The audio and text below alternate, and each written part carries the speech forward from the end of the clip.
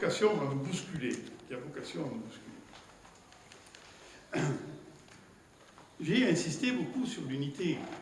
Et en préparant aussi, on s'était dit qu'on allait dire un petit mot sur la miséricorde. Parce que cette année, donc, le pape François a décidé que c'était une année de la miséricorde pour l'Église catholique. Pourquoi il a décidé ça? Je le cite, parce qu'il y a urgence. Pourquoi il y a urgence? Pour deux choses. La première, c'est qu'il nous faut faire attention, il nous faut aux gens qui sont aujourd'hui dans des grandes pauvretés, en particulier les migrants, les réfugiés, etc. Voilà. Et depuis, il s'est rendu à Lesbos, comme vous avez vu, et comme vous avez pu remarquer, les hommes politiques ne s'y bousculent pas là-bas. Donc, lui, il y est allé. Donc, premier point. Et deuxième point, parce qu'il faudra bien un jour ou l'autre que l'Église fasse preuve de plus d'indulgence vis-à-vis des pécheurs. Voilà. Alors, la lettre qui vient de sortir va dans ce sens, mais il faut creuser le sillon, parce qu'on n'est pas au bout. On n'est pas au bout. Voilà. Donc, c'est les deux raisons qu'il a dites pour lesquelles il a lancé cette année sur la miséricorde. Mais dans son texte, il n'a pas oublié que la miséricorde, ce n'est pas une spécialité chrétienne. Hein. La miséricorde, ce n'est pas une spécialité chrétienne. D'abord, il y a la miséricorde dans le judaïsme, bien sûr, et puis il y a la miséricorde en islam. Il y a la miséricorde en islam. Alors, parfois j'entends dire, ah oui, mais les chrétiens, ils croient au Dieu d'amour, mais les musulmans, non. Et non, ils ne croient pas au Dieu d'amour. Ils croient au Dieu miséricordieux. Il appelle le miséricordieux. Et toi, tu vas dire qu'il ne croit pas au Dieu d'amour. Mais pourquoi tu racontes ça? C'est comme quand on racontait que le Dieu de l'Ancien Testament, c'était le Dieu méchant, vengeur, et le Dieu du Nouveau Testament, c'était le Dieu gentil, le Dieu d'amour. Attendez, c'est le même Dieu. C'est le même Dieu. Donc, il ne faut pas te dire des propos comme ça. Donc, en islam, Dieu, c'est le miséricordieux. Je parle devant des amis musulmans, hein, qui en savent plus que moi sur leur religion. Mais quand ils invoquent Dieu, ils disent le Dieu un et miséricordieux. Hein. Et la racine, alors là je vais mal le prononcer parce que je ne connais pas, je ne suis pas arabophone, mais la racine al-Rahman se trouve 239 fois, je crois, dans le Coran. Et un musulman invoque Dieu 17 fois par jour, qui fait sa prière, il prononce le mot miséricordieux. 17 fois par jour. 17 fois par jour. Vous voyez comment, parfois, nous faisons des oppositions qui n'en sont pas. Commençons par ceux qui nous réunissent. J'entends des gens qui disent, avec les chrétiens et les musulmans, nous n'avons pas le même Dieu. D'abord, je ne savais pas qu'il y en avait plusieurs. Moi, je croyais qu'il y en avait qu'un. Et moi, quand je dis mon credo, à la messe, je dis, je crois en un seul Dieu. Donc, je pense qu'il y en a plusieurs, il y en a rien qu'un. Alors, pourquoi on continue à dire ça? Est-ce que c'est parce que nous n'avons pas tout à fait le même point de vue sur Dieu? Mais oui, on a des différences de point de vue. D'abord, on a des points de vue communs, et puis on a des points de vue différents. Mais c'est pas parce qu'on a des points de vue différents que c'est pas le même Dieu. Qu'est-ce que tu racontes? C'est le même. Moi, si j'insiste plutôt sur l'aspect communion à l'intérieur de la divinité, et si d'autres insistent plutôt sur l'aspect un et subsistant, ça ne s'oppose pas, parce que je confesse aussi qu'il est un et subsistant. Donc, pourquoi on va creuser des fossés là où il n'y en a pas, Voilà. En tout cas, nous voilà engagés sur le terrain de la miséricorde. J'aime beaucoup des choses sur la miséricorde dans le Coran, dans la tradition musulmane. Vous savez que le mot miséricorde, c'est un mot qui à nos oreilles fait un peu ringard, mais on ne peut pas le changer parce qu'il n'a pas de synonyme. Parce que la miséricorde, elle s'applique à deux choses assez différentes. Elle s'applique aux pécheurs, donc à la faute morale, au péché que l'on commet, etc., vous et moi, quoi, on ne s'appelle pas. Voilà, elle s'adresse aux pécheurs. Donc c'est la miséricorde vis-à-vis du pécheur, mais ce n'est pas que vis-à-vis du pécheur, c'est aussi la miséricorde vis-à-vis des pauvres et de toutes les formes de pauvreté. J'ai évoqué la migration, je peux évoquer les pauvretés affectives aussi, il y a plein de formes de pauvreté. Donc la miséricorde, elle s'applique, vous voyez, à la fois à la faute et à la souffrance. C'est Ricoeur qui avait montré ça, Paul Ricoeur. À la faute et à la souffrance. Vraiment aux deux. Voilà. Et donc, quand on dit dans la tradition musulmane, dans la tradition chrétienne, et quand on dit Dieu est miséricordieux, on dit à la fois qu'il prend soin des pauvres et en même temps qu'il est indulgent pour les pécheurs. On dit les deux choses. Voilà. Alors, je ne vais pas le développer plus, mais je vais vous dire un hadith sur la miséricorde que j'aime bien, dans la tradition musulmane. Le messager d'Allah entra dans un jardin clos appartenant à un homme parmi ses compagnons, dans lequel se trouvait un chameau. Lorsqu'il vit le prophète, il gémit et des larmes coulèrent de ses yeux. Le messager d'Allah alla jusqu'à lui et essuya ses larmes. Alors, le chameau arrêta de gémir. Le prophète dit alors, « Qui est le propriétaire de ce chameau ?» Un jeune homme parmi les compagnons vint et dit, « Il m'appartient au messager d'Allah. » Il dit alors, « Ne vas-tu pas craindre Allah au sujet de cet animal qu'Allah t'a donné, car il s'est plaint en moi que tu le laisses affamer et que tu le fatigues. » C'est pas beau? C'est pas beau? C'est pas beau? Vous voyez? Pourquoi je passe ce petit conte? Bon, parce qu'il est facile à se mémoriser, il est très beau. Et ensuite, parce qu'il montre que la miséricorde, le souci des pauvres, ça s'applique jusqu'aux soins des animaux, jusqu'aux soins de ce chameau qui était épuisé. C'est merveilleux. C'est merveilleux. Voilà. Alors, je reprends là le titre de cet exposé de ce soir, c'est « Venons-en à une parole commune entre vous et nous », dit le Coran. Cette parole commune, qu'est-ce que c'est cette parole commune? Eh bien justement, c'est ce que nous sommes en train de dire, c'est que chrétiens et musulmans et juifs, nous pouvons croire et contempler un même mystère, celui de la miséricorde de Dieu. Venons-en à cette parole commune, la miséricorde de Dieu. Et ensuite, nous pouvons en témoigner ensemble, les uns et les autres, dans un monde qui, vous le reconnaîtrez, en a bien besoin. Christian de Chergé faisait remarquer, je cite, « Le monde serait moins désert si nous pouvions nous reconnaître, chrétiens et musulmans, une vocation commune, celle de multiplier au passage les fontaines de miséricorde. » Magnifique, vous aurez le texte. Donc, en venir à cette parole commune, porter cette parole ensemble de miséricorde dans la société dans laquelle nous sommes. Mais on peut faire encore un pas de plus, si vous voulez bien. C'est que cette miséricorde, cette parole, ce n'est pas que la parole des musulmans, la parole des chrétiens qui convergent sur la miséricorde. C'est qu'en venir à cette parole commune, c'est en venir à une parole qui n'est pas de nous, qui ne nous appartient ni aux uns ni aux autres, car c'est la parole de Dieu, le miséricordieux. C'est une parole de miséricorde de Dieu que nous recevons les uns et les autres, et ensemble, et dont nous sommes témoins. On pourra en reparler si vous voulez. J'en viens à mon troisième point pour respecter l'horaire. Mon troisième point, c'est le dialogue dans la mission de l'Église. Le dialogue interreligieux fait partie de la mission évangélisatrice de l'Église. C'est le pape Jean-Paul II qui a écrit ça dans une encyclique.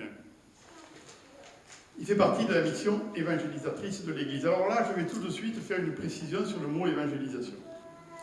Le mot évangélisation désigne deux choses. Il désigne l'ensemble de la mission de l'Église et il désigne un aspect particulier de la mission de l'Église qui s'appelle l'annonce. Ça désigne deux choses. Aujourd'hui, le mot évangélisation, il est souvent réduit sous la poussée du pentecôtisme catholique et protestant, il est souvent réduit à la dimension d'annonce. Mais l'annonce est une petite part de la mission de l'Église. Une toute petite part de la mission de l'Église. Et ceux qui réduisent l'évangélisation à l'annonce explicite font mal à la mission de l'Église. Parce que la mission de l'Église, elle est beaucoup plus large que ça. Je vais dire deux ou trois petites choses, puis après je continue. Deux ou trois petites choses. Les moines, par exemple, ils n'annoncent rien, les moines. Ils prient, ils font leur prière, c'est leur boulot. Ils font leur prière. Vous croyez qu'ils ne font pas partie de la mission de l'Église? La sœur qui était avec les chiffonniers du Caire, vous croyez qu'elle était là-bas pour annoncer? Elle était là-bas pour permettre à des hommes et à des femmes de retrouver un peu leur dignité humaine. Ça ne fait pas partie de la mission de l'Église. Lorsque François il ramène symboliquement 12 immigrés, vous croyez que c'est pour les convertir? Vous ne croyez pas que c'est pour leur donner la possibilité de vivre une vie plus digne, une vie plus humaine? Voilà. Donc la mission de l'Église, ce n'est pas que l'annonce. J'ai même lu, avec beaucoup d'intérêt, une lettre qu'ont publiée les évêques d'Afrique du Nord, qui s'appelle Le Serviteur de l'Espérance. Ça se trouve en ligne. C'est la plus belle lettre pastorale que j'ai jamais lue. C'est la plus belle de tous les évêques de France, tout ce que vous voudrez que j'ai lu. C'est la plus belle, c'est celle-là. Or, en Algérie, au Maroc, en Tunisie, ils ne sont pas dans une position où ils vont proclamer Urbi et Orbi, Jésus t'aime. Ils ne peuvent pas. Ils ne peuvent pas. Est-ce que vous direz que ces églises-là ne sont pas missionnaires? Elles qui ont donné, entre autres, des martyrs. Voilà. Donc, vous voyez, nous ne pouvons pas réduire l'évangélisation à la seule dimension d'annonce. Je sais qu'il faut le dire. Et je sais qu'il faut le redire. Voilà. Donc, ça, c'est la première chose. Alors, qu'est-ce que c'est? Donc, du coup, vous voyez, la mission de l'Église, l'évangélisation, c'est une mission très large qui comprend toute la prière que vous faites, que nous faisons les uns et les autres, qui comprend tout le soin des pauvres, l'attention à plein de gens, etc., qui comprend aussi l'étude des Écritures, qui comprend aussi la pardonnance que nous vivons. Voilà la mission de l'Église. Le but de la mission de l'Église n'est pas la conversion des autres. Le but de la mission de l'Église n'est pas la conversion des autres. Parce que sinon, les églises d'Afrique du Nord, que je viens de dire, alors franchement, elles peuvent être la clé sous la porte. Pourquoi je dis ça? Pourquoi je dis ça? Alors que, je vais dire un paradoxe. Ce n'est pas la conversion des autres, alors que le but de la mission, c'est la conversion. Mais en fait, je dis un paradoxe, mais ça fait rien, je l'explique. Ce n'est pas la conversion des autres, pourquoi? Pour une raison, parce qu'il ne faut pas confondre la conversion et le changement de religion. Ne confondons pas la conversion et le changement de religion. Ce n'est pas parce que quelqu'un a changé de religion qu'il est converti. Imaginez, je pense à Claire Oli, qui était bouddhiste, qui est devenue chrétienne. Vous ne croyez pas que le jour où elle est devenue chrétienne, elle avait fini sa conversion? Elle ne faisait juste que la commencer. Voilà. Et elle ne l'a pas fini. Voilà. Si elle était là, on rigolerait un peu. Voilà. Et elle ne l'a pas fini. Bon. Et vous les chrétiens, vous l'avez fini votre conversion? Non. Donc la conversion, ce n'est pas de changer de religion. La conversion, c'est quoi la conversion? C'est de se tourner vers Dieu. C'est de se tourner vers Dieu. On ne se convertit qu'à Dieu. On ne se convertit pas à une religion, même à la nôtre. Voilà. Que l'on aime, bien sûr, mais on ne se convertit pas à une religion, on se convertit à Dieu seul. À Dieu seul. La conversion, j'y pense quand je vois des tournesols. Vous voyez, quand vous voyez des tournesols, c'est beau d'ailleurs, hein? Enfin, pas quand ils sont secs, mais je parle quand ils sont bien vivants. Bon, ils prennent le soleil là le matin, et puis tout au long de la journée, et ils suivent, et ils se tournent vers le soleil. Voilà une figure de la conversion. La conversion, c'est quelqu'un qui accepte de constamment se retourner vers Dieu, etc., etc., etc. Est-ce que quelqu'un peut convertir quelqu'un d'autre? Ben, bien sûr que non. Est-ce que vous pouvez vous convertir vous-même? Alors jusqu'au bout, non. Il n'y a que Dieu qui peut vous convertir. Il n'y a que Dieu qui peut vous convertir. Il faut que Dieu se tourne vers nous pour que nous puissions nous tourner vers lui. Voilà, ça va? Quand ça nous paraît bien clair. Alors si maintenant je parle du dialogue interreligieux. Dans le dialogue interreligieux, je ne vais pas avoir envie de convertir des amis musulmans ou juifs ou bouddhistes. Ce n'est pas le but. Le but, c'est quoi? C'est que moi, à leur contact, je me convertisse un peu plus. Et que eux, éventuellement, et c'est leur affaire, à mon contact, ils se convertissent aussi un peu plus. Donc le but, c'est bien la conversion. Mais c'est la conversion des uns et des autres au Dieu unique. C'est la conversion des uns et des autres au Dieu unique. On ne se convertit pas soi-même. Il faut il faut entendre cet appel qui nous vient parfois par des choses de la vie, des fois au fond du cœur, des fois dans des moments de prière, etc. Mais il faut entendre, c'est Dieu qui nous fait nous convertir. J'aime bien la Marie-Madeleine au tombeau. La Marie-Madeleine au tombeau, elle est complètement larguée, hein. Elle est effondrée, elle cherche le corps de Jésus, il est mort, elle ne le trouve pas, effondrée. Et elle cherche le vivant parmi les morts. Ça nous arrive, on fait tout ça d'ailleurs, les plus idiots. Et là, elle entend Myriam. Elle se retourne. Voilà la conversion. Elle s'est convertie. Alors après, on ne peut plus la tenir. Hein. On ne peut plus la tenir. Elle se met à courir, elle va voir les apôtres, qui évidemment ne la croient pas, puisqu'elle est une femme, etc. En fait, tout ce que vous voulez. Bon. Voilà. Myriam, tac, elle se retourne. C'est ce qu'on entend à l'intérieur de soi, au fond de soi, ou par d'autres, par la vie qui vient nous appeler, qui vient nous retourner. La vie vient nous retourner. Voilà. Et le dialogue, alors la rencontre, je trouve, est un lieu privilégié pour ça. Moi, les grandes, comme je n'ai pas fait des grandes, je veux dire les petites conversions de ma vie, c'est la plupart du temps dans mes rencontres que ça s'est produit, souvent de manière inattendue d'ailleurs, et c'est venu me... Et je n'avais jamais réalisé. J'ai toujours dit que l'Esprit Saint, on ne savait pas d'où il venait, où il allait, mais il m'est arrivé de l'expérimenter un peu vigoureusement quand même, cette histoire-là. De se faire envoyer sur des chemins qu'on n'avait pas prévus, etc. Voilà. Donc on se convertit qu'à Dieu seul. On se convertit qu'à Dieu seul. La mission, vous voyez la mission, c'est pas une entreprise. La mission n'est pas une entreprise. Parfois, il y a des discours sur la mission, c'est des discours qui cachent mal leur appartenance philosophique libérale. Ils cachent mal cette affaire-là. La mission, c'est pas vas-y que je te vais porter les choses aux autres qu'ils n'ont pas. Ou alors, c'est qu'on ne croit pas que l'Esprit Saint est là, c'est qu'on ne croit pas que Dieu se révèle lui-même, comme le dit le Concile, comme le disait Caraner, il disait que Dieu s'autocommunique. Alors évidemment, si le monde est mauvais et si les autres ils n'ont rien, alors hardi petit, on met Jésus sur ses épaules et on va le porter au monde. Quoi, hein. Je vous souhaite bien du courage, vous serez bientôt épuisé d'ailleurs. Voilà. Mais si on croit que Dieu habite dans le monde, qu'il parle aux hommes, qu'il se révèle aux hommes, qu'il passe les frontières, des cultures et des religions, alors la mission, ce n'est pas une entreprise qui consiste à aller faire ceci ou à aller faire cela, c'est d'abord un regard et une contemplation. Pour moi, la mission, elle est contemplative. Elle est d'abord contemplative. Qu'est-ce que je dis quand je dis contemplative? N'ayez pas peur des mots, il ne faut pas avoir peur des mots. Qu'est-ce que je dis contemplative? On est contemplatif chaque fois qu'on regarde. Chaque fois qu'on regarde. Et que notre regard est suffisamment clair pour nous faire voir la beauté de l'autre. La beauté des choses, d'ailleurs de la nature, parfois, tout simplement. Hein. Sur ma terrasse dans les Cévennes, parfois c'est ma prière. Hein. Voilà, la beauté de la nature, la beauté des autres, la beauté des choses, la beauté d'une rencontre. C'est ça être contemplatif. C'est ça. Après, si vous faites 2 heures de contemplation devant le Saint-Sacrement, c'est très bien. Hein. C'est pas ça le problème. Hein. Mais il faut être aussi contemplatif dans la vie. Et c'est de ça dont on a besoin. Des gens actifs, on en trouvera toujours. Des gens qui ont envie de faire des choses, on en trouvera toujours.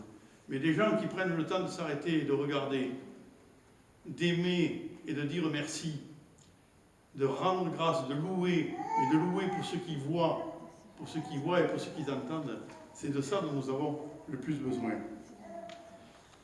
Alors il me semble que la mission, avant de parler de la mission de l'Église, de la mission, c'est d'abord la mission de Dieu dans le monde. C'est Dieu qui a une mission. D'ailleurs, je vous signale que le terme de mission n'était jamais employé pour l'Église jusqu'au XVIe siècle.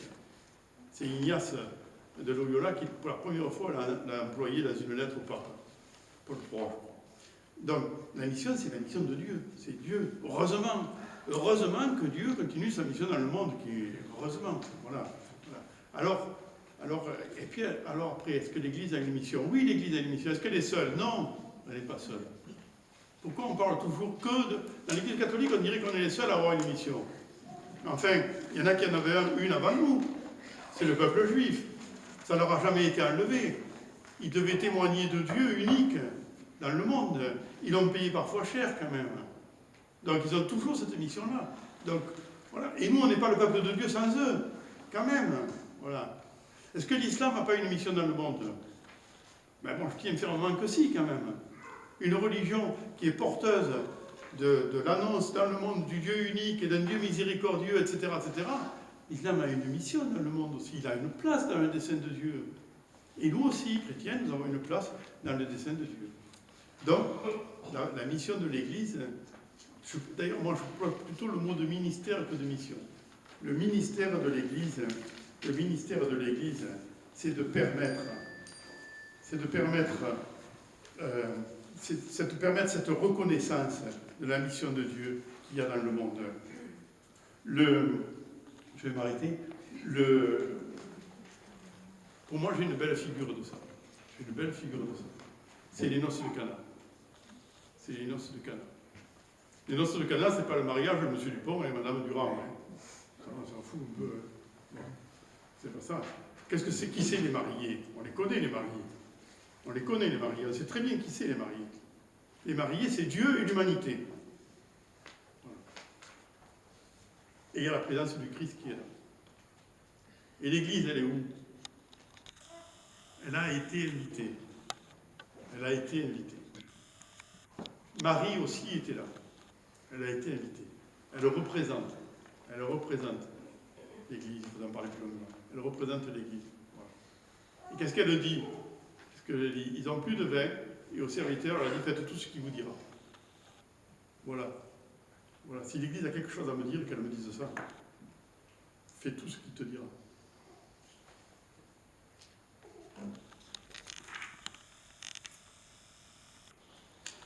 Voilà pourquoi je crois que la mission, elle se vit essentiellement à travers la rencontre, dans la rencontre et dans le dialogue. Dans la rencontre et dans le dialogue. Vous me permettez de faire un pas de plus? Je vais faire un pas de plus. Ça ne fait rien parce que je suis dedans. Mais ça, voilà. Le dialogue, on en parle souvent comme une nécessité politique. Je veux dire comme une nécessité de vivre ensemble. Et qu'on a raison de le dire. Parce que si on continue à creuser le fossé et à faire preuve d'islamophobie et de choses comme ça va nous coûter cher un jour ou l'autre. C'est ça qui va nous coûter cher. Ça nous a coûté cher avec le judaïsme, ça nous coûtera cher s'il y a preuve d'islamophobie. Donc, le dialogue est une nécessité politique. Vous savez comme moi que ça suppose aussi de changer ses représentations, de ne pas rester enfermé dans des préjugés, de changer ses manières de voir, de changer, etc. Donc c'est une conversion, le dialogue politique, le dialogue de vivre ensemble.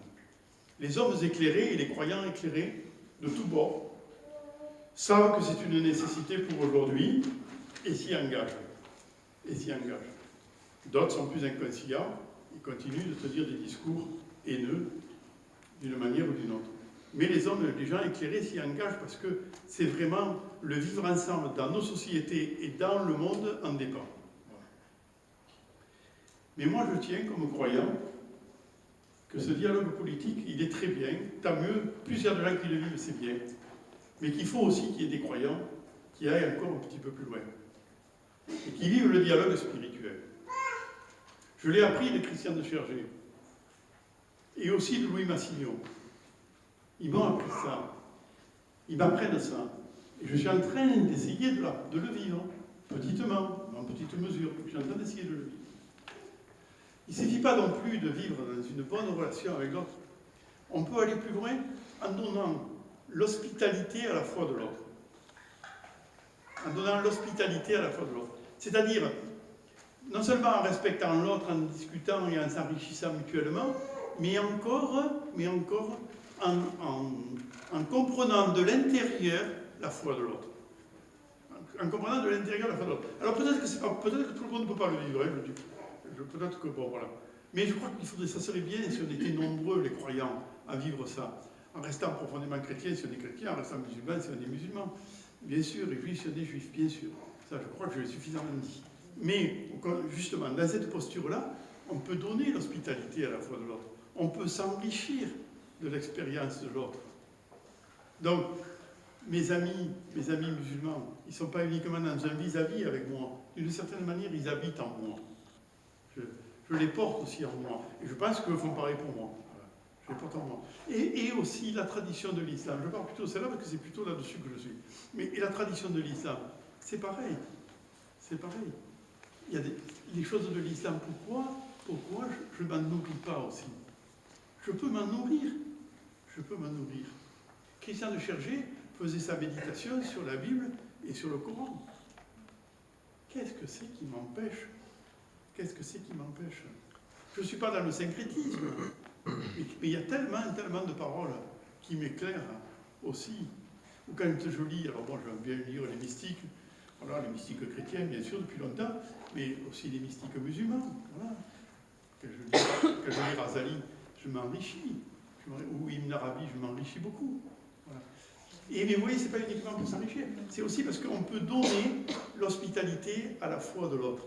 Alors, le dialogue interreligieux devient aussi intra-religieux. Le dialogue interreligieux devient aussi, pour une part, intra-religieux. Et là, nous sommes en train de nouer le dialogue. Le dialogue du vivre ensemble, il est nécessaire. Le dialogue politique, il est nécessaire. Mais lorsque nous en sommes là, nous sommes en train de le nouer dans le cœur de Dieu.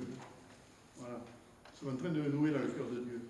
C'est la clé de voûte. C'est pas moi qui dis ça, c'est Pierre de Béthune, un gars qui a écrit beaucoup sur l'hospitalité. Il a écrit un beau livre sur l'hospitalité divine. Et